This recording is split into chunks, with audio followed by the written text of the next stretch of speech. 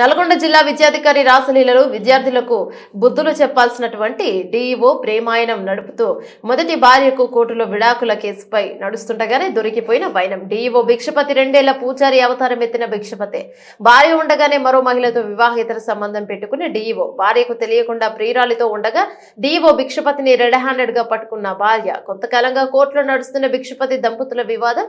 భార్యకు విడాకులు ఇవ్వకుండానే ప్రియురాలిని పెళ్లి చేసుకోవడంపై ఆగ్రహాన్ని వ్యక్తం చేస్తూ ఇంటి మీదకు పోయిన కుటుంబ సభ్యులు. కొంతకాలంగా నల్గొండ జిల్లాలో వివాదాలకు కేర్ ఆఫ్ అడ్రస్ గా మారిన డీఓ భిక్షపతి మహిళా ఉపాధ్యాయులపై లైంగిక వేధింపులకు పాల్పడుతున్నారన్న ఆరోపణలు కూడా ఉన్నాయి. తమకు లొంగుకుంటే వేధింపులకు గురి చేసి సస్పెండ్ చేస్తారనేది భిక్షపతిపై గతంలో ఉన్న అధికారుల ఫిర్యాదులు చేసిన ఉపాధ్యాయులు.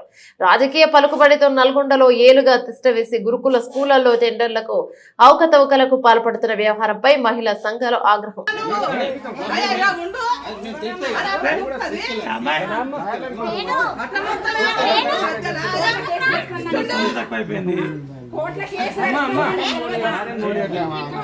కోట్ల కేసు నడుస్తుందని తెలియదా నీకు?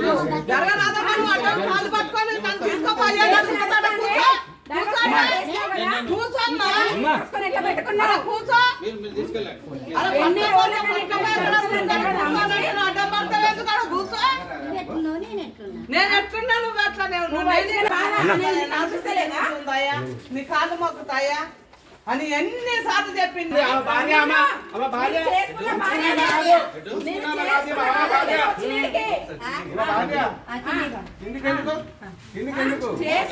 రాండి మరి మీరు రాండి కిందికి రాండి మీరు రాండి కిందికి రాండి రావాలి మీరు రాండి కిందికి రాండి రావయ్యా రాండి కిందికి చేస్తుంది. కష్టపడి పాపం దాని దగ్గర బిడ్డ నుంచి అమ్ముని పైసా కాసపడి ఎంతో మంది జీవితాలన్నా ఎంతో మంది జీవితాలన్నా నాశనం కానీ సంప్రదాయంగా పెళ్లి చేసుకున్నది అయితే బయటికి రావాలి. నేను చేసుకున్నా కాబట్టి ఇక్కడికి వచ్చినా నేను రమ్మనన్నా అమ్మని బయటికి రమ్మనండి. ఎందుకున్నది ఇంట్లో ఎందుకున్నది అండి? నేను ఉండాల్సిన స్థానంలో ఎవరండి ఆమె వచ్చి ఉన్నది? ఎందుకు రాదు ఎందుకు రాదు ఎందుకు రాదు? నువ్వు వస్తావా? మరి ఎందుకు నన్ను చేసుకున్నప్పుడు తెలియదా నీకు? నువ్వు వస్తావా? నువ్వు రా. నన్ను పెళ్లి చేసుకున్నప్పుడు తెలియదా? అసలు నా ఇంటికి ఎందుకు మాట్లాడదు. ఇప్పుడు చెప్పిండు ఆ అమ్మాయికి, ఇప్పుడు తెలిసింది ఆ అమ్మాయికి. నేను 14 ఏళ్ళు ఇప్పటిదాకా తెలియదు అమ్మాయికి. ఇక్కడ ఉన్న సమస్య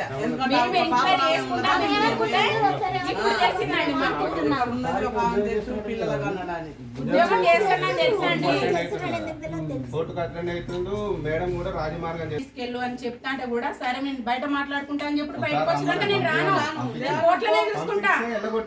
ఏమనంటే నన్ను కోర్టు చుట్టూ ఇట్లా తిప్పి తిప్పి తిప్పి ఆమె ముసలి అవుతుంది. ఉన్న రోజులు హృదయం లేకుండా అట్లనే చేస్తుంది. నేనైతే నేను ఎంజాయ్ చేస్తే ఇంకో దాన్ని తీసుకొచ్చుకోని అని నన్ను ఇన్ని బాధలు పెడుతున్నాడని ప్రతి ఒక్కటి టాక్స్ పెట్టుకొని నన్ను నెలకే వదిలేసి మళ్ళీ తర్వాతకి నా పైనే లేనిపోయిన ఆరోపణలు వేసి కోర్టులో కేసేసి నువ్వు డైవర్స్ కేసు కావాలని. నువ్వు డైవర్స్ కేసు వేసుకున్నప్పుడు ఇంకో దాంతో ఎట్లా ఉంటానండి? పెళ్లి రోజే ఆమె ఇంకొక ఆమె పేపర్కి ఇచ్చింది. ఇంకొక ఆమె తీసుకొచ్చుకొని ఎట్లా ఉంచుకున్నావు? ఇద్దరు 3 పిల్లల్ని ఎట్లా కన్నావు?